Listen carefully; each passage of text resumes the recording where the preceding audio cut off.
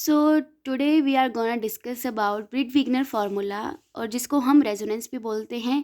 तो क्या होती है रेजोनेंस? ये जो हमारे पास टोटल क्रॉस सेक्शन की जो मैक्सिमम वैल्यू होती है, मैक्सिमम वैल्यू कब होगी? जो मैक्सिमम वैल्यू की कंडीशन बोलते हैं या सिचुएशन बोलते हैं, उसी को हम जो है रेजोनेंस डिफाइन करते हैं। पार्शियल वेव एनालिसिस में the value of phase shift del l at which total scattering cross section reaches to its maximum value. जब हमारे पास पार्शियल वेव एनालिसिस में जो फेज शिफ्ट की वैल्यू होती है टोटल स्कैटरिंग क्रॉस सेक्शन में, वो रीच कर जाती है जब मैक्सिमम वैल्यू में, उसी को रेजोनेंस बोलते हैं। इसका क्या मतलब हुआ? जो सिग्मा टी की वैल्यू वो मैक्सिमम होगी और जो हमारे पास फेज शिफ्ट है वो अपना मैक्सिमम कब होगा? जब हमारे पास साइन की मैक्सिमम वैल्यू क्या होती है? 1 वैल्यू होती है। तो sine square del l equals to 1, तो डेल एल की वैल्यू क्या आ जाएगी? π/2, क्योंकि साइन π/2 1 होता है। तो हमारे पास आपने ये देखा होगा sigma t cross section 4πk² summation l equals to 0 to infinity 2l+1 sine square del l. यहाँ पे डेल एल क्या है? फेज शिफ्ट, और एल की value 0 to 1 to up to so on. ये हमने जो है ऑलरेडी पार्शियल वेव एनालिसिस में इक्वेशन देखी थी। Let me show you, here it is. हमने डिराइव करी हुई टोटल स्कैटरिंग क्रॉस सेक्शन की equation. So after this scattering amplitude जो हमारे पास f0 थीटा होता है वो किसके बराबर होता है? 1/k e की power iota del zero sine del zero. ये हमने एस वेव स्कैटरिंग में डिस्कस किया था। जो हमारे पास एस वेव स्कैटरिंग होती है सबसे सिंपल, जो उसी के फॉर्मूला होता है, मतलब थोड़ा छोटा होता है, तभी हम जो यहाँ पे एस वेव स्कैटरिंग के यूज़ से ही ब्रिट-विग्नर फार्मूला को डिराइव करेंगे। जो हमारे पास दूसरा होता है पी वेव वाला, वो थोड़ा उसकी टर्म्स ज़्यादा होती है, तो वो वाला नहीं लेंगे हम। तो टोटल स्कैटरिंग क्रॉस सेक्शन कैसे लिखेंगे? 4πf0 थीटा का मोड का स्क्वायर। और हमारे पास यहाँ पे f0 थीटा की वैल्यू है ऑलरेडी, तो इसका स्क्वायर कर देंगे। ये जो हमारे पास फॉर्मूला होता है ये सिर्फ हम एस वेव स्कैटरिंग को ही निकालने के काम आता है सिग्मा टी का। ऐसे तो हमारे पास सिग्मा टी की प्रॉपर डेरिवेशन है, ठीक है, ये हमारे पास रिजल्ट सेम है। तो ये तो यहाँ पे शॉर्ट करने के लिए लिखा है कि हमारे पास ब्रिट-विग्नर फार्मूला थोड़ा शॉर्ट में आ जाए। तो ये हमारे पास आ गई इस टोटल स्कैटरिंग क्रॉस सेक्शन की वैल्यू।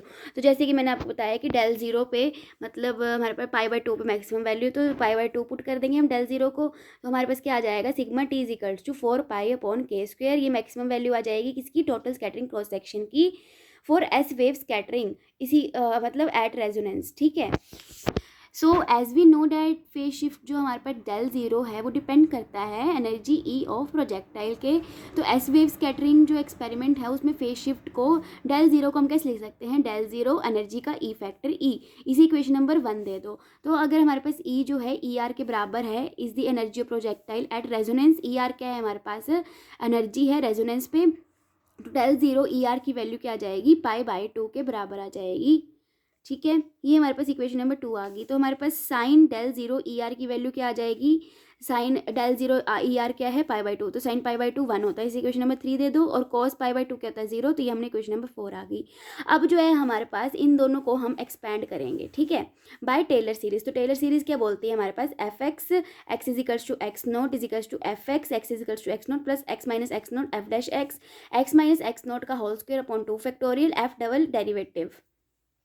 तो यहाँ पे हमने साइन डेल ज़ीरो ई को एक्सपेंड किया, तो sine del zero E plus E minus E R D by D X sine del zero E की E is equals to E R आ गया। बाकी टर्म्स हम नेगलेक्ट कर देंगे, बस ये 2 टर्म्स ही लिखेंगे।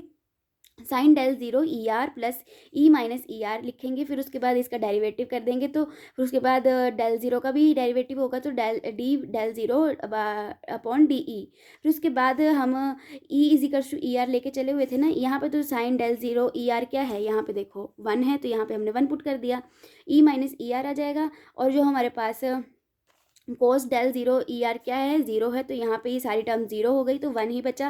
तो ये हमारे पास इक्वेशन नंबर 5 आ जाएगी।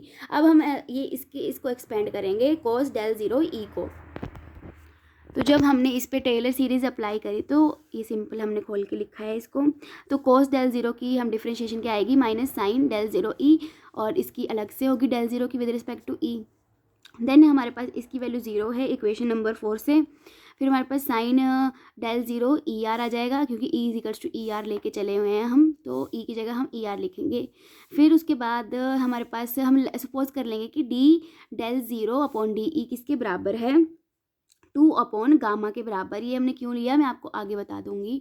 कोस डेल 0 ई किसके बराबर आ जाएगा, -2 upon gamma E minus E are. इसको इक्वेशन नंबर 6 दे दो। जैसे कि हमें पता है कि स्कैटरिंग एम्पलीट्यूड क्या होता है for S wave scattering, F0 theta is equal to 1 upon k e की power iota del 0 sine del 0।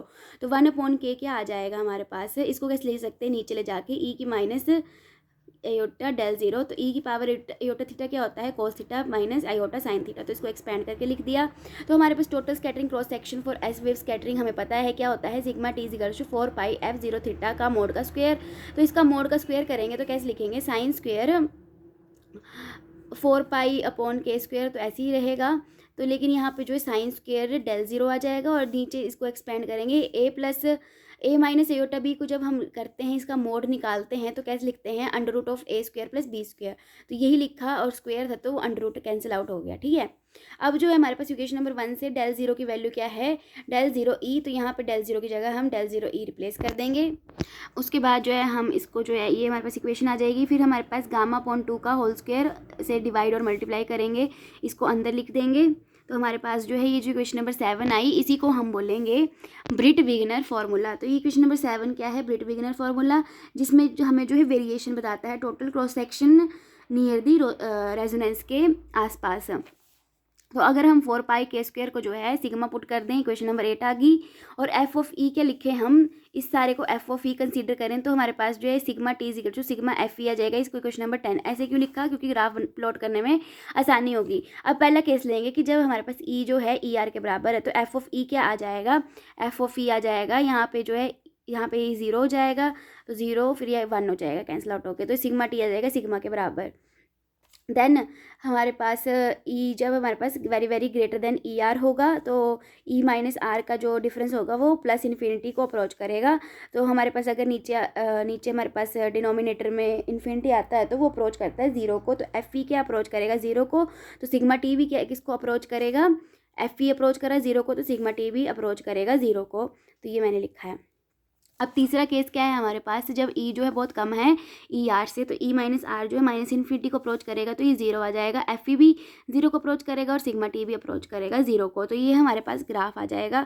तो मैंने क्या बोला था, ये 0 को अप्रोच करता हुआ बताया है और यहाँ पे ये भी 0 को अप्रोच करता हुआ बताया है।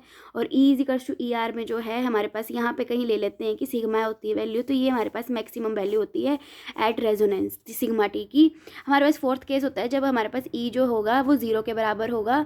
तो ई के जब 0 के बराबर होगा तो सिग्मा टी जो है लेस देन होगा सिग्मा के, क्योंकि एफ ई जो है लेस देन है 1 के। तो यहाँ पे जो है ई इक्वल टू 0 का केस आ जाएगा, मतलब सिग्मा जो होगा वो सिग्मा टी मतलब सिग्मा जो ज़्यादा बड़ा होगा सिग्मा टी से। तो यहाँ पे कहीं ये इक्वल टू 0 का आ जाएगा। तो ये था हमारे पास ब्रिट विगनर फार्मूला। आई होप आपको समझ आ गया होगा। Thank you.